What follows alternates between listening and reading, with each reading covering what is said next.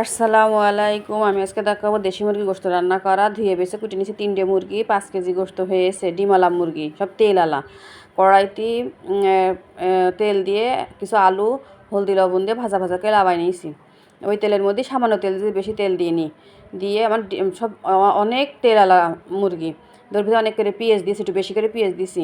দেশি মুরগির গোশত বেশি করে পেঁয়াজ দিতে হয়। দিয়ে ভাজা ভাজা করে ওর ভিতরে 2 টমেটো দিয়ে নাড়াচাড়া করে নরম করে নিয়ে আমি ওই ঝাল বাটা, আদা রসুন বাটা, পেঁয়াজ বাটা দিয়ে কষাই নিয়েছি। নিয়ে হলদি আর গরম মশলার গুঁড়োর ভিতরে ধনের গুঁড়ো জিরের গুঁড়ো সব আছে দিয়ে গোশতটা ভালো করে নাড়াচাড়া করছি। তা গোশটার ভিতর মনে হচ্ছে কড়াইতে ধরছে না, আর টক দই ফেটানো ছিল, একটু টক দই সাতলানোর সময় দিয়ে দিছি।